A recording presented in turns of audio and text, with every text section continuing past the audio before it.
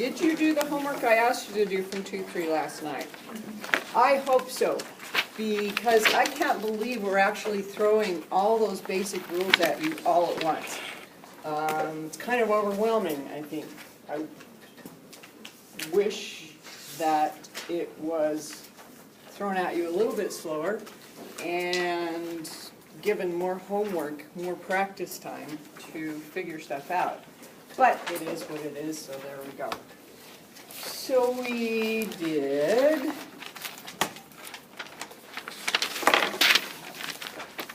there we go.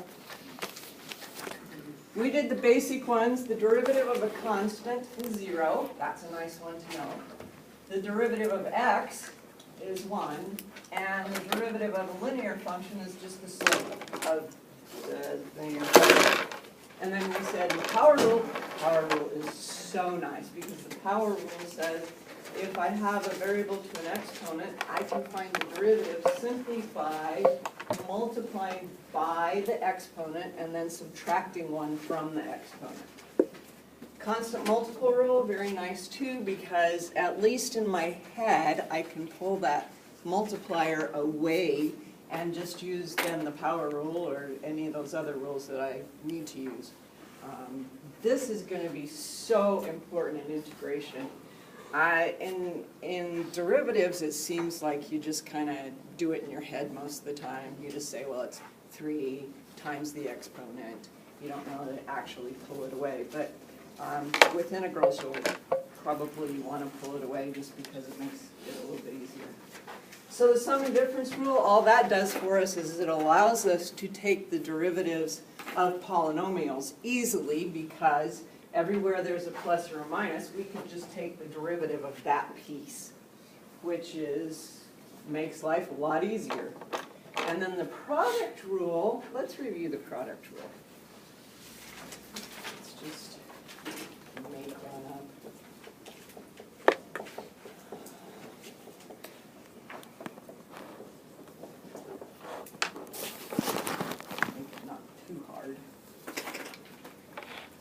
So we want to find the derivative of this one. Well, let's give this a different name so we don't run into confusion about what stuff is. So the product rule says, look at these two guys as if they're two different functions. And so we'll say that f is that. And then we'll take the derivative of f with respect to x. Well, here it's just going to be 2 times x to the 2 minus 1 plus 3 times 1 times x to the 1 minus 0, and the derivative of a constant is 0. And then, of course, I'll clean that up a little bit. And very soon, you'll just be doing all of that in your head. You'll just go from here to here. Because it gets confusing if you, it just gets too messy. So there's my F piece, here's my G piece, and that one, the derivative is very nice. The derivative of G piece with respect to x is exponent times the variable to the exponent minus 1, and the derivative of a constant is 0. And so the derivative of my G piece is 1. So now I'm just ready to plug it in using the product rule. So the product rule says the derivative of a product is the derivative of the F piece times the G piece plus the F piece times the derivative of the G piece. And then it's just algebra to clean it up. You want to FOIL that. And of course, distribute that 1 across the parentheses. 2x squared plus 6 plus 3 plus 9x plus 9 plus x squared plus 3x minus 1. And 3x squared plus 12x plus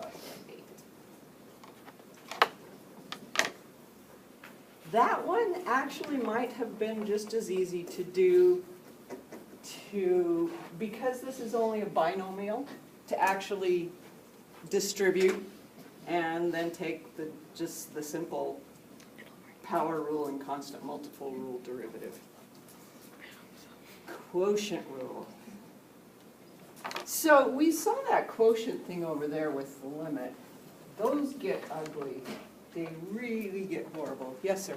Do you expect us to, like in exams, to do the algebra? Or once the calculus ends in problem solve? No, I expect you to clean it up, yeah. Okay. This needs to go to there. Well,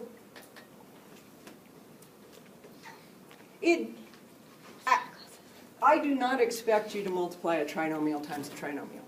So if I happen to give you a product rule that ended up with a trinomial times a trinomial, I would just say, yeah, I don't expect you to multiply that through. But most of the time it'll be simple stuff like this, binomial times binomial, trinomial times a constant. Because I'm not trying to make you a computational star. I'm trying to make you calculus. You want to show that on the side? No, you don't have to. But you do have to like show that step.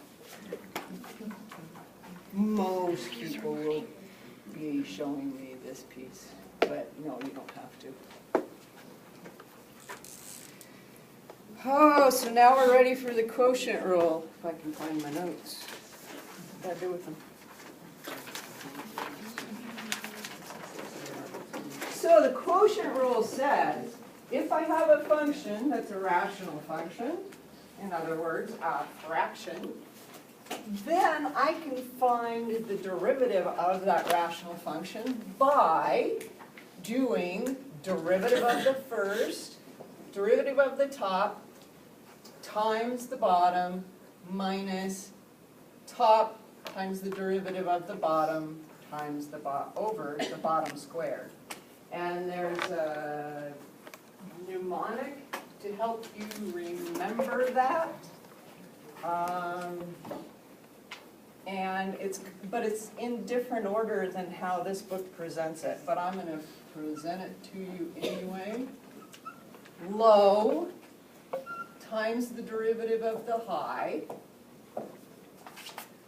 So low times the derivative, the bottom function times the derivative of the top function minus high derivative of the low. So the bottom function times the derivative of the high minus the high function times the derivative of the low function over the low squared. Now some people can remember that very nicely. Low d high minus high d low equals over low squared. That was a problem for me because I got the low d high and the high d low mixed up, and you can see that's a problem since there's a subtraction in there. So that's not the way I remember it, but a lot of people remember it that way. I just look at this and I say, I got to start with the top. And then I just kind of try to remember the rest of that stuff. So instead of doing all that mess, in fact, let's just do that one. To show how the quotient rule